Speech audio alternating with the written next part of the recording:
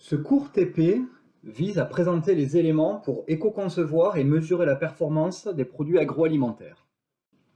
On peut se poser la question de pourquoi l'éco-conception en agroalimentaire. Nous allons tout d'abord passer en revue certains des grands enjeux environnementaux des filières alimentaires. Tout d'abord, celui du changement climatique. En France, 21% des émissions de gaz à effet de serre proviennent de l'agriculture et de la sylviculture, c'est-à-dire pour la production des matières premières alimentaires. L'industrie manufacturière en France correspond à 17% des émissions de GES, et les industries agroalimentaires sont particulièrement concernées car c'est la deuxième industrie la plus consommatrice d'énergie en France après l'industrie chimique. Enfin, les filières alimentaires participent aussi aux émissions du secteur des transports qui représentent 26% des émissions de gaz à effet de serre en France. Si on regarde l'empreinte carbone d'un Français, l'alimentation arrive au premier rang, avec environ 2,5 tonnes équivalent CO2 par an et par Français pour ce secteur. Nous pouvons aussi voir que l'alimentation est le seul poste dont l'empreinte carbone par Français a diminué depuis les années 1990, démontrant des efforts faits dans ce domaine de la part des agriculteurs, des industriels et des consommateurs pour mieux produire et mieux consommer. Cette slide nous montre les empreintes carbone moyennes et leur variabilité pour différents types de matières premières. Nous retrouvons à gauche les produits végétaux, avec une empreinte allant de 100 g à 1 kg de CO2 équivalent par kilogramme de produit. Et ensuite, les produits animaux. Tout d'abord les produits laitiers, les poissons, les volailles, le porc et enfin la viande rouge, avec des empreintes de plus de 1 kg CO2 équivalent par kilogramme de produit, et pouvant atteindre même plus de 20 kg CO2 équivalent pour les viandes bovines. Cette hiérarchie est logique car il faut au moins 10 protéines végétales contenues dans l'alimentation animale pour une protéine animale. Ainsi, l'élevage requiert une grande quantité de matières premières végétales, par exemple des céréales, ce qui amplifie son empreinte carbone. En plus des émissions de gaz à effet de serre directes liées à l'élevage, par exemple avec l'émission de méthane chez les bovins, ou alors lors des étapes de transformation. Il est aussi intéressant d'observer qu'en moyenne, toutes les étapes du cycle de vie d'un produit alimentaire contribuent significativement à l'empreinte carbone. Selon une étude menée au Royaume-Uni, ce sont les matières premières agricoles qui contribuent le plus, en moyenne à hauteur de 45%. Mais l'ensemble de la filière est concerné. Les étapes de transport contribuent en moyenne à hauteur de 12%, la fabrication des produits 12%, le packaging 9% et les étapes liées à la consommation 22% en moyenne. En ce qui concerne les problématiques liées à l'eau, les filières alimentaires sont aussi concernées, car 69% des prélèvements d'eau dans le monde sont dédiés à l'agriculture. De la même manière que pour l'empreinte carbone, il est possible de hiérarchiser les produits alimentaires selon leur empreinte eau, c'est-à-dire toute l'eau qui a été nécessaire sur leur cycle de vie, avec là encore les produits d'origine animale qui ont les empreintes les plus élevées, puisqu'ils vont nécessiter un recours à une importante quantité de matières premières végétales comme les céréales. Attention, il est tout de même important de comprendre ce qui se cache derrière l'empreinte eau des aliments montré dans cette slide, qui correspond au calcul de l'empreinte eau selon le Water Footprint Network. Si on regarde un kilogramme de bœuf avec son empreinte eau de plus de 15 000 litres par kilogramme de bœuf, on voit qu'il y a 3 types d'eau: l'eau verte, l'eau bleue et l'eau grise. L'eau verte, pour le bœuf, mais aussi pour tous les autres aliments présentés ici, constitue la majeure partie de l'empreinte eau. En fait, l'eau verte, c'est l'eau de pluie qui a été évaporée ou transpirée par les plantes qui sont cultivées et qui sont utilisés dans ces différents cycles de vie. C'est cette eau donc qui représente la majeure partie de l'empreinte des aliments présentés ici, puisqu'ils ont tous nécessité une étape agricole. Néanmoins, il faut comprendre que même sans les cultures alimentaires, une partie de cette eau verte serait quand même évaporée ou transpirée par les milieux naturels tels que les forêts. Cette eau verte est donc à prendre avec des pincettes et tend à gonfler l'empreinte eau des produits agricoles. L'eau bleue, quant à elle, correspond à l'eau prélevée dans les rivières ou les nappes phréatiques, nécessaire lors de la filière alimentaire. Par exemple, pour l'irrigation des cultures, l'eau pour le bétail ou l'eau utilisée lors des étapes de transformation. L'eau grise, enfin, correspond à l'eau qu'il faudrait pour diluer les polluants générés durant le cycle de vie du produit jusqu'à des seuils réglementaires. Par exemple, pour diluer des taux de pesticides ou de matières azotées ou phosphorées allant dans les rivières. Un troisième défi de l'agroalimentaire est lié à la dégradation de la qualité des sols agricoles. Si nous prenons l'exemple de la France ou de tout autre pays occidental, à la sortie de la Deuxième Guerre mondiale, l'objectif était de nourrir toute la population, qui était vraiment croissante à ce moment-là, et d'être autosuffisant d'un point de vue alimentaire. Ainsi, les modes de production agricole intensifs ont été développés afin d'augmenter fortement les rendements et atteindre ces objectifs. Nous sommes passés à des rendements de 10 quintaux par hectare jusqu'à parfois 100 quintaux par hectare. Ces rendements ont été obtenus grâce à la mécanisation qui a permis le labour, grâce aux engrais chimiques, azote, phosphore, potassium, pour doper les plantes, et enfin grâce aux produits phytosanitaires ou pesticides pour protéger les plantes contre les adventices avec les herbicides, les champignons avec les fongicides ou les insectes avec les insecticides. Malgré la forte hausse des rendements, cette intensification a des conséquences néfastes sur l'environnement qui pourraient d'ailleurs limiter le rendement sur le long terme. L'utilisation accrue d'intrants, engrais et pesticides génère des pollutions diverses, molécules toxiques et écotoxiques, eutrophisation, etc. Le labour excessif diminue la qualité des sols, comme en témoigne par exemple la forte diminution de faune dans les sols, tels que les vers de terre. L'intensification requiert aussi une utilisation d'eau d'irrigation accrue.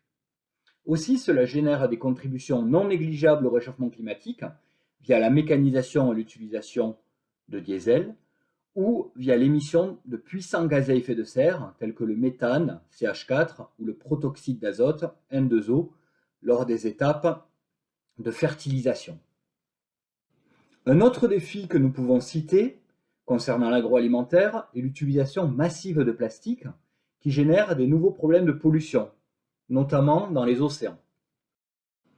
Il faut savoir qu'environ 78 millions de tonnes de plastique sont utilisées dans le monde chaque année. Et seulement 14% de ces plastiques en fin de vie sont collectés pour être recyclés. En Europe, ces pourcentages peuvent être plus importants, mais restent en général inférieurs à 50%.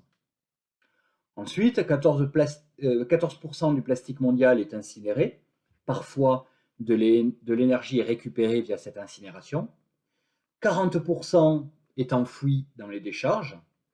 Enfin, 32% est directement émis vers l'environnement et génère donc les problèmes que l'on connaît. Ils sont émis directement vers l'environnement, soit par le fait de jeter directement les matières plastiques, emballage, paille, etc. On parle dans ce cas de macroplastique dans l'environnement. De nombreuses autres sources de plastique sont dissipées. Les microplastiques qui sont présentes dans les eaux usées, par exemple, provenant du lavage de textiles, l'abrasion des pneus, ou encore la dégradation des macroplastiques en microplastiques. Les impacts liés à ces émissions peuvent être nombreux. Des effets physiques avec l'étranglement d'animaux par macroplastiques, ou alors des effets écotoxiques liés aux microplastiques. Aujourd'hui, un grand nombre de types de plastiques sont utilisés pour les filières agroalimentaires, donc notamment pour les emballages, et il y a un besoin de reconcevoir les emballages, améliorer les filières de recyclage et de questionner l'usage unique du packaging via des systèmes de réutilisation ou de consigne, par exemple. Afin de relever ces défis, les filières agroalimentaires se doivent d'améliorer leur performance environnementale. Nous allons voir à présent des pistes d'éco-conception pour améliorer cette performance. Alors, l'éco-conception, elle vise à produire des biens de consommation conçus dès l'amont pour limiter leurs impacts environnementaux. Cette approche, elle est supposée globale avec la prise en compte de tout le cycle de vie du produit et de tous les critères environnementaux. La conception classique d'un produit prend généralement en compte des aspects marketing, c'est-à-dire l'attente des clients, les aspects techniques, de faisabilité de production du produit, et les aspects économiques de maîtrise des coûts et de rentabilité des entreprises. La conception de produits durables ou éco-conception doit, en plus de ces trois grands critères, prendre en compte les critères environnementaux. Pour une entreprise agroalimentaire, les approches d'éco-conception offrent des leviers et des opportunités importantes. Tout d'abord, cela offre aux entreprises un gain de compétitivité. Tout d'abord via la réduction des coûts économiques grâce à l'optimisation des flux de matière, d'eau et d'énergie, via de nouvelles pistes d'innovation et de créativité qui permettent de pénétrer des nouveaux marchés émergents.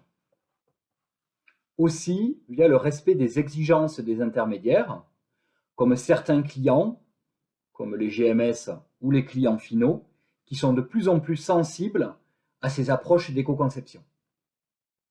De manière globale, pour l'entreprise, ces approches offrent une meilleure attractivité et une meilleure image via la responsabilité sociétale et environnementale. Enfin, ces approches permettent souvent d'anticiper les futures réglementations européennes ou françaises futures.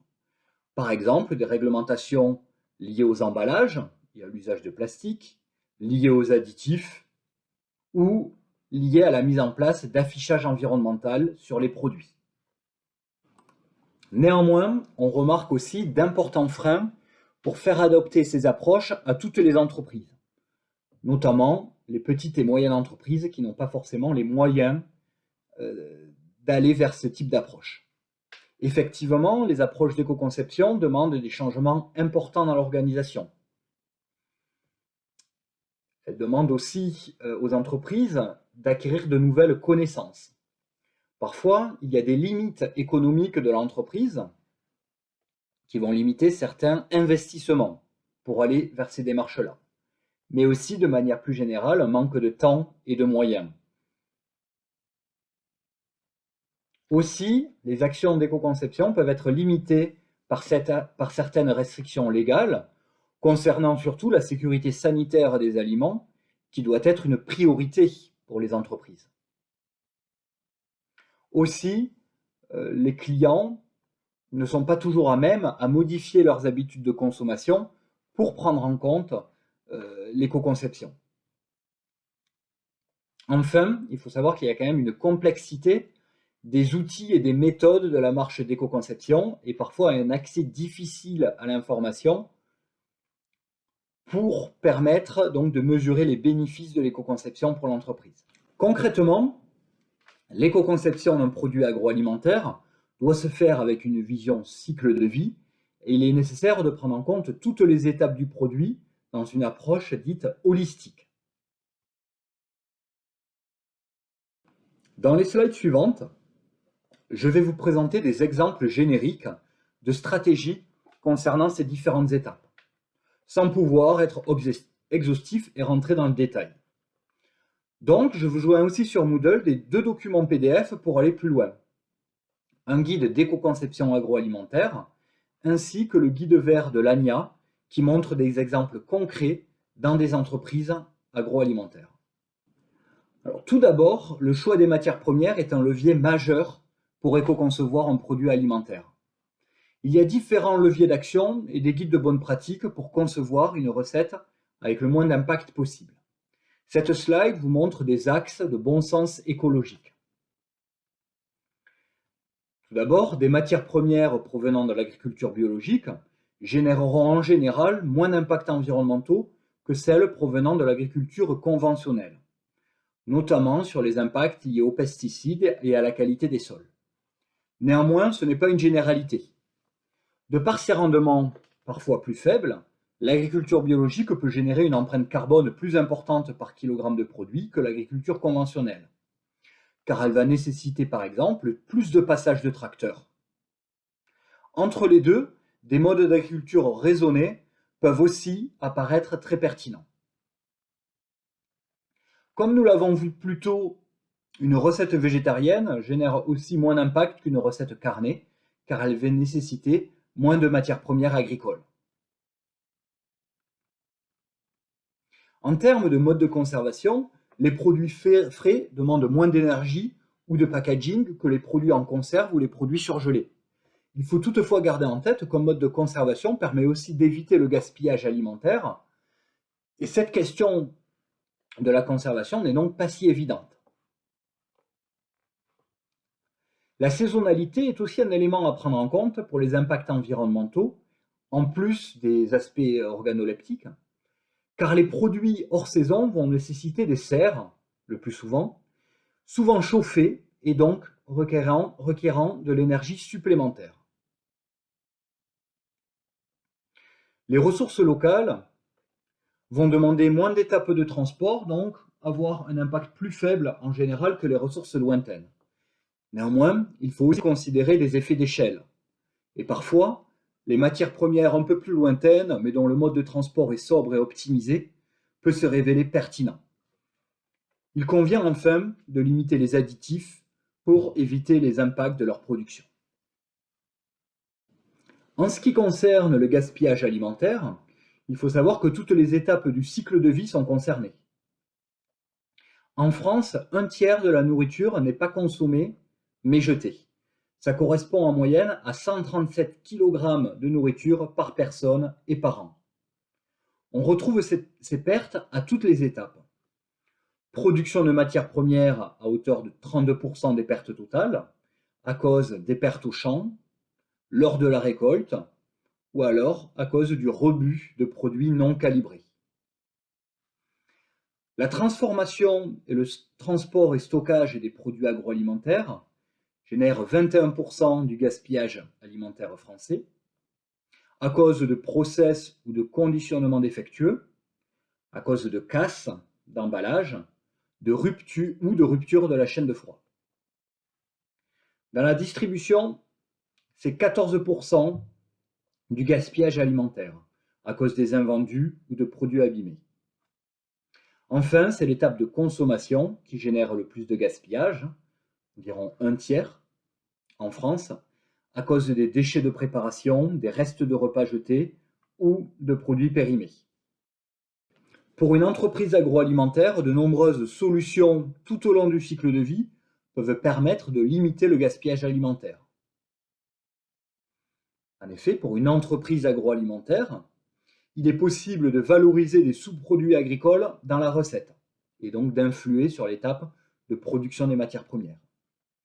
Lors de l'étape même de fabrication du produit, la valorisation des sous-produits du procédé, nous reviendrons sur ce point plus tard, et lors des étapes d'emballage et de distribution, le choix de la forme et de la matière de l'emballage peut permettre d'éviter de perdre des produits. Enfin, durant l'étape de consommation du produit, il y a plusieurs pistes. Tout d'abord, prévoir un emballage refermable et compartimentable. Mais aussi être clair entre la DLC, la date limite de consommation, ou alors la DLUO, la date limite d'utilisation optimale du produit. Il faut aussi préciser les emplacements de conservation et les possibilités de congélation ou d'utilisation des restes pour aider le consommateur à éviter le gaspillage alimentaire. Pour toutes les étapes de transport, nous avons déjà vu l'intérêt de privilégier les circuits courts. Il faut aussi choisir, lorsque c'est possible, les modes de transport les moins polluants, donc ce qui génère le moins de gaz à effet de serre. Par exemple, pour une ressource lointaine, l'acheminement par bateau sera beaucoup moins impactant que l'acheminement par avion, ramené à 1 kg de produit. Comme vous pouvez le voir avec l'empreinte carbone de différents modes de transport par tonne de marchandises et par kilomètre présentés dans cette slide. En étape de production, il y a 3 leviers principaux pour améliorer la performance environnementale des produits: l'énergie, l'eau et la gestion des coproduits et des déchets. Les industries agroalimentaires ont des besoins importants en énergie. D'ailleurs, il s'agit de la deuxième industrie la plus consommatrice en France après l'industrie chimique. Il convient donc tout d'abord de jouer sur les postes de consommation d'énergie. Utiliser par exemple des procédés sobres en énergie. Aussi, les besoins de chaleur et de froid peuvent être optimisés en contrôlant et ajustant les barèmes de cuisson, de pasteurisation ou de stérilisation, par exemple. Enfin, il s'agit aussi d'agir sur les sources de production d'énergie et d'utiliser, quand c'est possible, des sources de production d'énergie alternatives et renouvelables. Certaines entreprises remplacent leurs chaudières gaz par des chaudières bois à haut rendement. Pour l'électricité, il est possible aussi d'installer des panneaux photovoltaïques sur les toits des industries agroalimentaires. Les industries agroalimentaires sont aussi des industries utilisatrices d'eau, de fortes quantités d'eau, et qui génèrent des eaux usées chargées en matière organique. Ainsi, les stratégies de gestion d'eau se situent au niveau de la limitation des utilisations d'eau via les technologies économes en eau ou via l'optimisation des nettoyages et des quantités d'eau utilisées pour les étapes de nettoyage. Au niveau de la limitation des pollutions des eaux usées, il est aussi possible d'agir, par exemple en récupérant les matières organiques, sous-produits ou déchets contenus dans ces eaux, ou en réutilisant ou recyclant une certaine partie de ces eaux dans d'autres process. Les industries agroalimentaires génèrent aussi des coproduits et des déchets, le plus souvent organiques, et il faut essayer de privilégier les valorisations de ces coproduits avec des valorisations à forte fonctionnalité.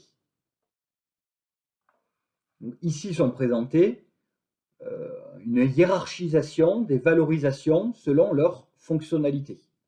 Donc, tout d'abord, il faut préférer des valorisations matières dédiées à l'alimentation humaine. Lorsque ce n'est pas possible, des valorisations matières pour l'alimentation animale. Et s'il n'est pas possible d'utiliser ces matières organiques pour l'alimentation, vous pouvez aussi privilégier des valorisations matières pour d'autres fonctions non alimentaires, par exemple pour faire des matériaux ou du compost. Si aucune valorisation matière n'est possible, il est toujours possible de valoriser de manière énergétique les sous-produits via l'incinération et la récupération d'énergie.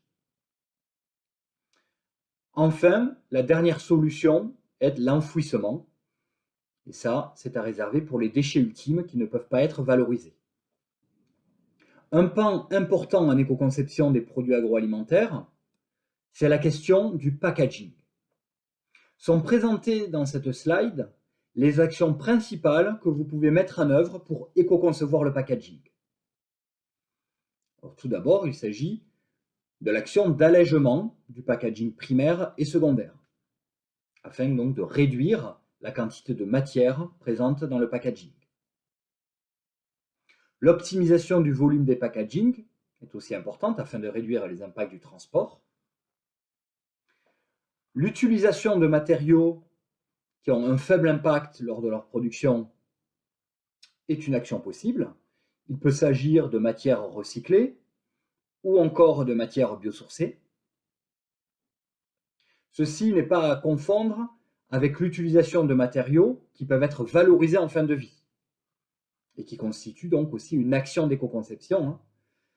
Le fait d'utiliser des matériaux qui peuvent être recyclables grâce à des filières existantes en France, nous y reviendrons plus tard, ou des matériaux qui peuvent être biodégradables ou compostables, ou encore des matériaux qui peuvent être directement réutilisables avec un système de consigne. Associé à cette action, il est aussi nécessaire d'apposer les consignes de tri sur le packaging afin de guider le consommateur dans ses gestes de tri. Enfin, la réduction d'utilisation des additifs tels que les colles et les encres minérales constitue aussi une action d'éco-conception des packaging. Pour chacune des actions présentées ici, je vous ai aussi présenté l'effet environnemental de ces actions, les autres bénéfices, comme les bénéfices économiques de ces actions, et les risques qui sont parfois présents lorsque l'on veut mettre en place ces actions. Par exemple, le risque d'alléger un packaging et de diminuer la résistance et la protection de l'emballage.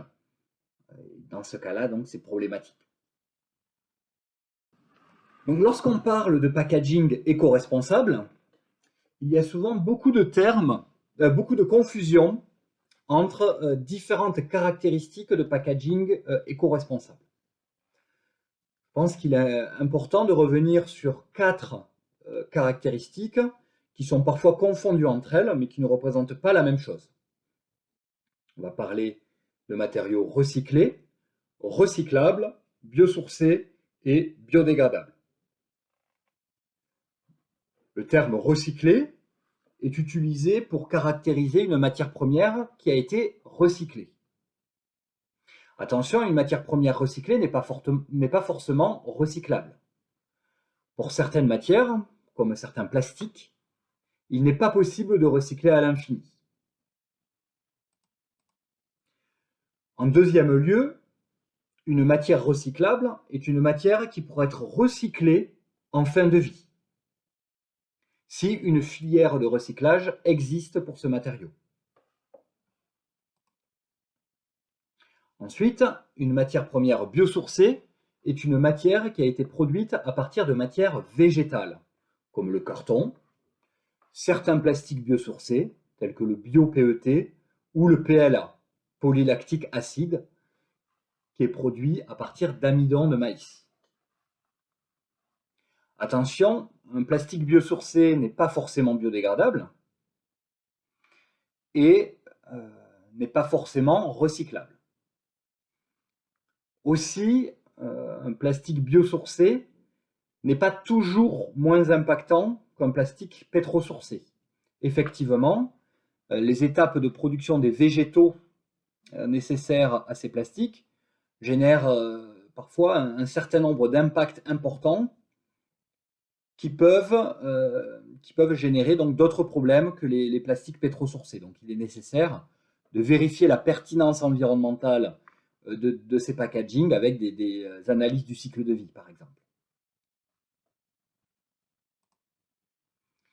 Enfin, une matière biodégradable, c'est une matière qui, en fin de vie, sous l'action d'organismes vivants, peut se décomposer en éléments divers qui sont dépourvus d'effets dommageables sur le milieu naturel. Alors, ces matériaux sont en général biosourcés et ils peuvent donc se dégrader dans la nature sans aucun impact, ou encore être compostés. Mais en général, attention, ils ne sont pas recyclables. En termes de recyclabilité, nous pouvons revenir sur celle des plastiques utilisés pour les packaging agroalimentaires.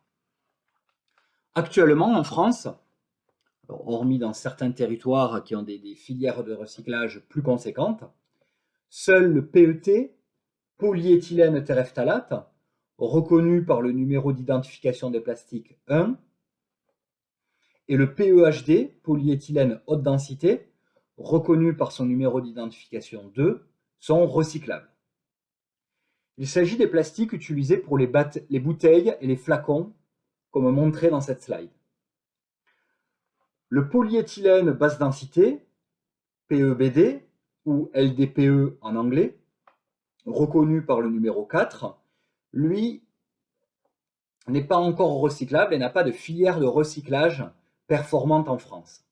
Il s'agit ici de tous les films souples que l'on va pouvoir retrouver dans les packagings agroalimentaires. Le polypropylène, PP, numéro 5, qui est aussi souvent utilisé en packaging comme barquette, n'a pas de filière de recyclage en France.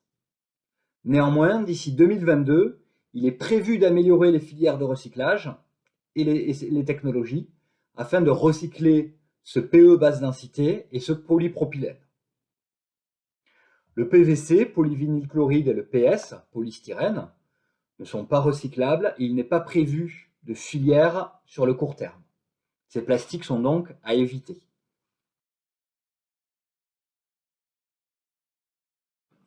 En ce qui concerne les autres packagings métalliques, verre et carton, ils possèdent des filières de recyclage en France, à condition qu'ils ne soient pas associés à des éléments perturbant le recyclage, comme certaines colles ou encre minérale.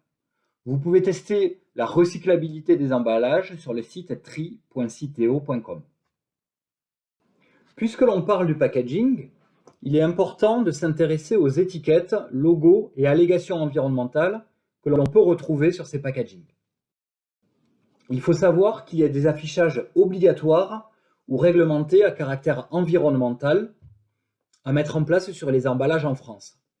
Par exemple, l'étiquette énergie pour l'électroménager, l'étiquette émission dans l'air intérieur pour les peintures ou les vernis, ou les symboles de danger chimique. Néanmoins, un seul concerne l'agroalimentaire. Il s'agit des consignes de tri, qui est un affichage réglementé.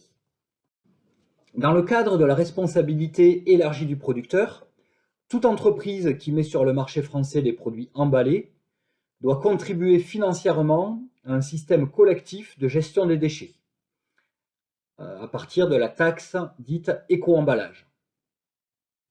Aussi, les entreprises ont la responsabilité d'informer les consommateurs sur les bons gestes de tri et de mettre en œuvre des actions d'éco-conception des emballages. Ainsi, le logo des 2 flèches vertes apposé sur les emballages, que vous pouvez voir ici, montre que l'entreprise contribue à la taxe éco-emballage. Ce logo montre donc uniquement cette contribution financière, et en tout cas, il n'indique pas que l'emballage est recyclable. Les entreprises doivent donc aussi apposer les consignes de tri, comme vous pouvez le voir l'exemple dans cette slide avec un étui carton à recycler, et le logo Triman si tout ou une partie de l'emballage est recyclable. Si les entreprises apposent ces consignes de tri, elles auront une réduction de la participation financière à la taxe éco-emballage. Ensuite, il existe les logos environnementaux publics. Ils sont soutenus ou gérés par des acteurs publics. Chaque logo environnemental se base sur un référentiel, c'est-à-dire un document présentant les critères environnementaux auxquels doivent répondre les produits porteurs du label. On peut citer pour l'alimentaire les labels de l'agriculture biologique, le label français ou européen qui repose sur des cahiers des charges similaires, ou encore le label HVE, issu d'une exploitation de haute valeur environnementale. Ces labels garantissent une qualité attachée à un mode de production plus respectueux de l'environnement et du bien-être animal. Il faut savoir qu'il existe aussi des labels environnementaux pour les produits non alimentaires, comme la fleur bleue européenne Ecolabel. Les logos environnementaux privés, à présent, sont basés eux aussi sur un référentiel, mais qui ne provient pas d'un organisme public. En apposant ce logo sur un produit, le fabricant s'engage à ce que le produit respecte les critères de ce référentiel. En général, ces règles vont au-delà des initiatives publiques comme l'agriculture biologique. C'est par exemple le cas du référentiel agriculture biodynamique, Déméter, qui prend en compte les critères de l'agriculture biologique tout en allant plus loin. Vous pouvez retrouver dans cette slide et les slides suivantes les éléments principaux des cahiers des charges de logos publics et privés.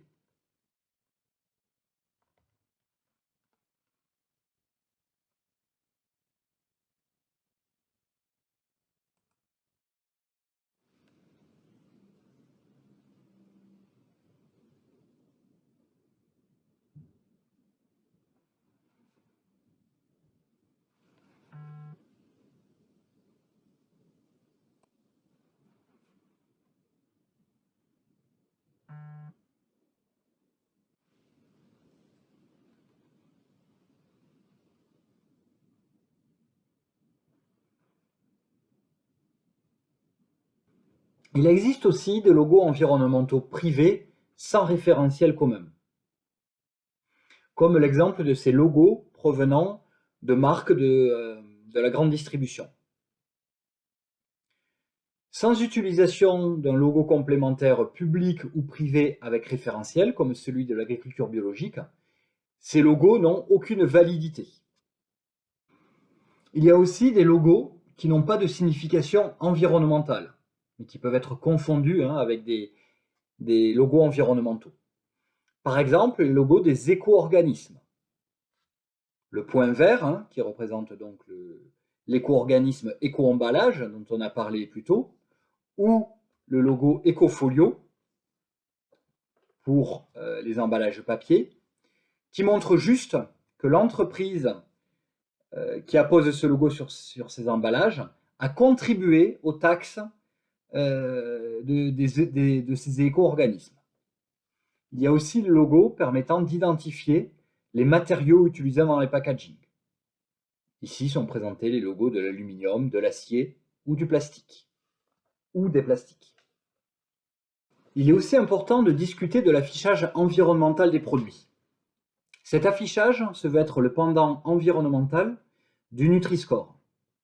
Une proposition ministérielle pour cet affichage est montrée ici, avec par exemple au milieu une note de AE selon l'impact environnemental du produit et qui rappelle donc le Nutri-Score. Cet affichage n'est pas encore réglementé ni obligatoire. Il faut savoir qu'il y a eu une première expérimentation au début des années 2010, suite au Grenelle 2 de l'environnement, avec plus de 100 entreprises pilotes, afin de placer l'impact environnemental sur les produits, notamment alimentaires.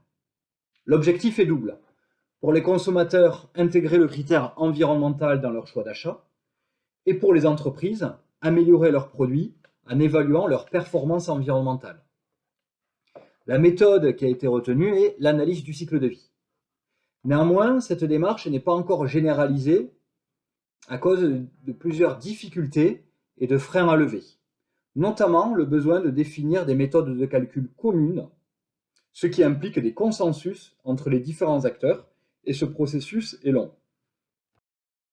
En 2020, l'ADEME, l'Agence de la transition écologique, a relancé une expérimentation sur l'affichage environnemental, spécifiquement dans le secteur alimentaire.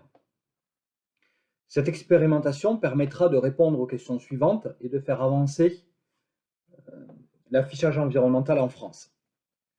Tout d'abord, quels indicateurs calculer et apposer sur les produits alimentaires?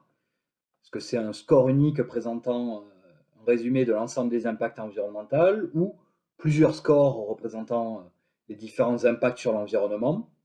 Quel format d'affichage sera proposé et quelles sont les conditions de mise en œuvre de cet affichage environnemental?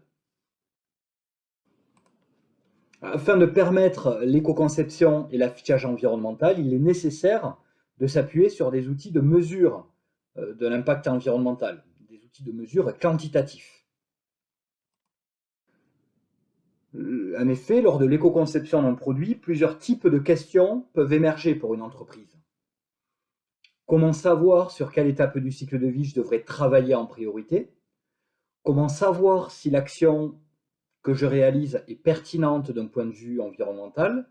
Et comment je peux comparer l'impact de mon produit avec un concurrent? Afin de répondre à ces questions, l'outil de référence est l'analyse du cycle de vie. C'est la méthode consensuelle et normalisée pour l'évaluation environnementale des produits, car elle est multi-étapes et multi-critères. La méthode est présentée dans le cours Mode 2, Analyse du cycle de vie. En analyse du cycle de vie, nous avons besoin de bases de données afin de connaître les inventaires du cycle de vie liés aux matières premières agricoles et à toutes les activités support des filières. En France, l'ADEME pilote le programme Agribalise, qui fournit des indicateurs d'impact environnementaux des produits, incluant toutes les étapes intervenant dans la fabrication, du champ à l'assiette, et prenant en compte différents enjeux environnementaux. Dans sa nouvelle version, sortie en 2020, la version 3.0, la base de données Agribalise contient des données sur environ 200 productions agricoles et 2500 aliments prêts à consommer. La base de données Agribalise 3.0 est disponible sous deux formats. Une version modulaire complète, disponible dans les logiciels d'ACV, qui permet de calculer l'impact environnemental d'un produit sur son cycle de vie. Et une version simplifiée, accessible sur deux tableurs Excel, qui permet de connaître l'impact qui est déjà calculé pour 2500 aliments, avec, il faut le savoir, un certain nombre d'hypothèses simplificatrices. Dans le cadre de ce TP, nous allons faire l'introduction de ces deux types de bases de données. Les tableurs simplifiés sont dédiés aux consommateurs pour comparer l'impact environnemental de plusieurs menus, par exemple. La base de données modulaire dans les logiciels d'ACV est plutôt dédiée aux industries agroalimentaires pour améliorer leur performance environnementale en testant plusieurs pistes d'éco-conception de leurs produits. Nous allons maintenant découvrir le tableur Excel qui permet de connaître pour 2500 aliments donc les impacts environnementaux et de différencier l'impact selon les étapes du cycle de vie qui sont décrites dans cette slide. Les impacts environnementaux présentés dans ce tableur ont été calculés grâce à la méthode d'évaluation des impacts de la Commission européenne nommée EF Method pour Environmental Footprint Method. Cette méthode calcule plus de 10 impacts environnementaux, présentés ici, et aussi un score unique basé sur la normalisation et la pondération de ces impacts. Ce tableur est disponible sur Moodle.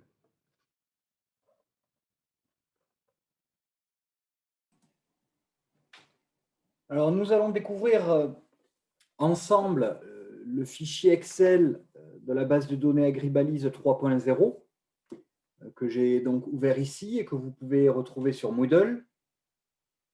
Nous allons passer en revue très rapidement les différents onglets de ce fichier Excel et puis je vous laisserai découvrir de manière autonome cet outil. Alors, le premier onglet Notice permet de présenter ce tableur Excel et vous renvoie notamment au site internet de Agribalise, agribalise.fr, sur lequel vous allez retrouver plusieurs informations sur cette base de données. Vous pouvez parcourir les données directement via le site internet ou alors cliquer sur Informations, conditions d'usage et documentation où vous retrouverez différents éléments liés à cette base de données. Donc, n'hésitez pas aussi à aller voir ce site internet si nécessaire. Alors, ce fichier Excel est disponible sur ce site internet. Il faut savoir que je l'ai légèrement modifié pour augmenter le nombre de graphes disponibles sur le fichier Excel et vous permettre d'aller un petit peu plus loin dans l'analyse des données.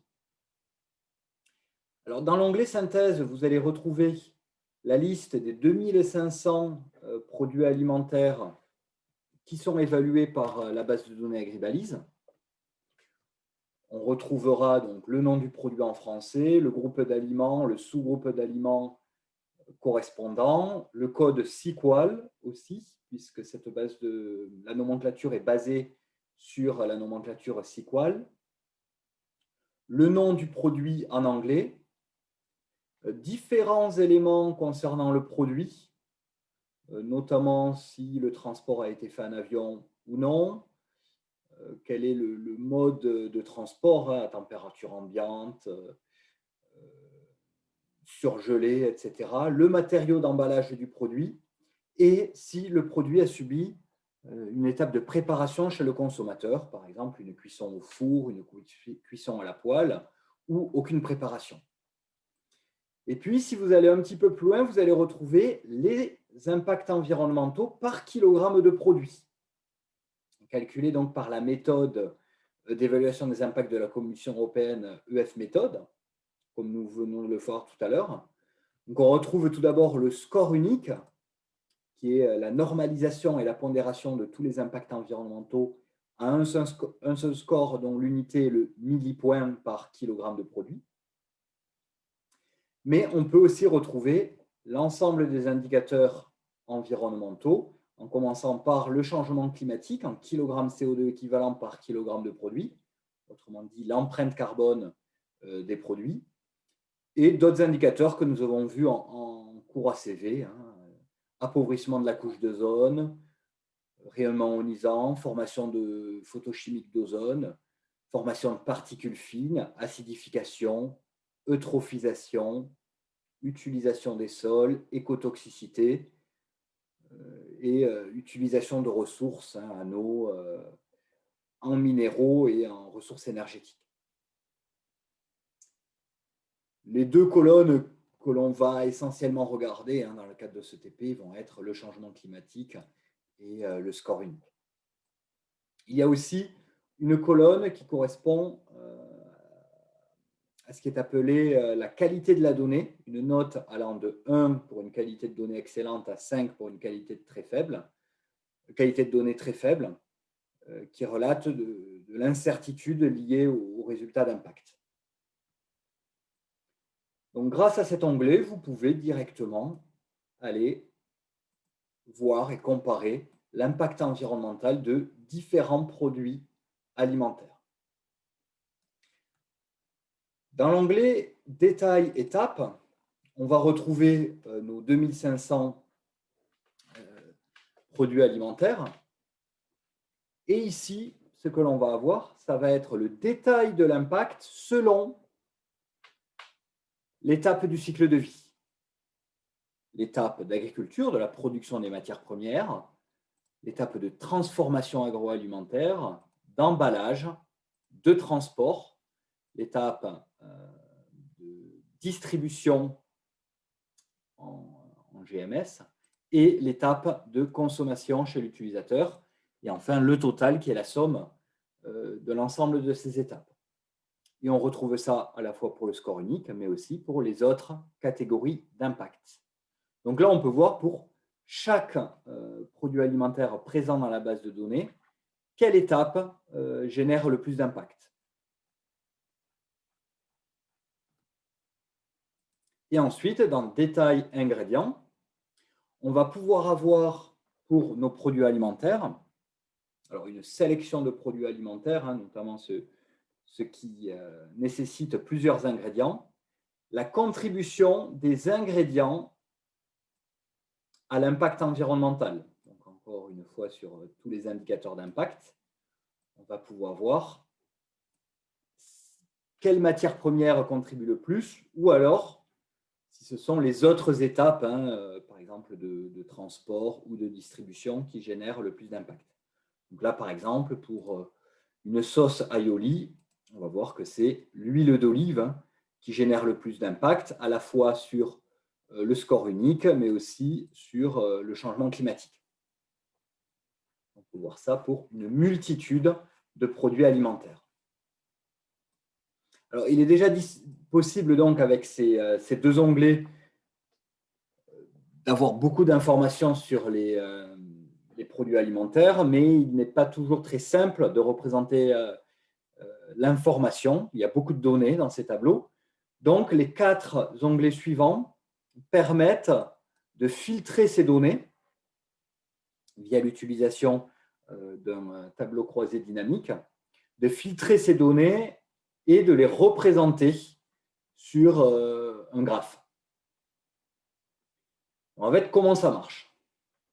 Ici, vous avez un filtre dans Étiquette des lignes qui vous permet de sélectionner différentes et de cocher différents produits alimentaires. Donc, vous voudriez avoir le détail d'impact, le détail de l'impact. Donc ici, par exemple, j'ai sélectionné 1 kg de papaye et 1 kg de pommes, hein, chez le consommateur.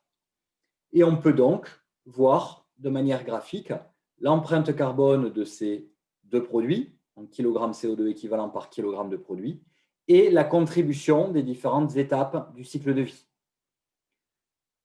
Ce qu'on peut remarquer, hein, la papaye, qui est un fruit exotique, va avoir une étape de transport, ici en violet, qui est dominante et qui est largement plus forte que l'étape de transport pour la pomme. Et donc, on a une empreinte carbone de la papaye bien plus importante que celle de la pomme. Vous pouvez, ici, en appuyant sur le filtre, hein, donc comme je l'ai dit, sélectionner d'autres produit. Si je vais sur un produit animal, on va par exemple prendre l'exemple d'une entrecôte de bœuf. Hop. Donc là, pour 1 kg d'entrecôte, déjà, on voit que l'empreinte carbone est beaucoup plus importante que précédemment. Elle est à hauteur de 34 kg CO2 équivalent. Alors là, il y a un petit bug de l'axe parce qu'il n'est pas à 0.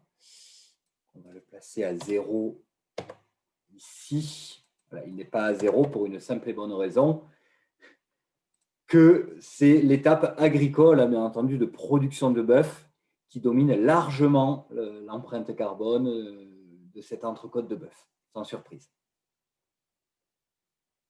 Donc ça, c'est pour le changement climatique. Dans cet onglet-là, c'est la même chose pour le score unique en millipoints.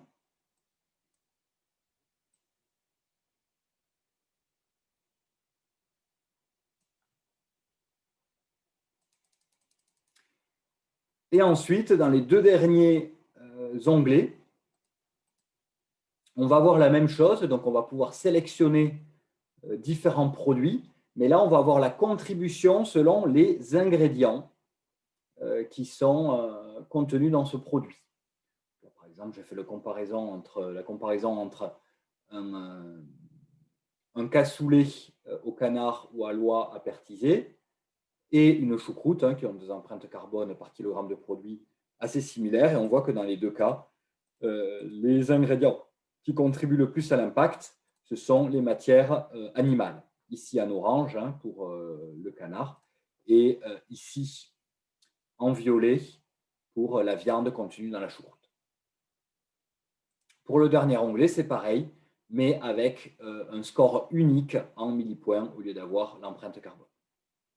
Donc voilà, donc maintenant je vais vous laisser en autonomie regarder ce fichier Excel et répondre à quelques questions qui sont proposées dans un test sur Moodle.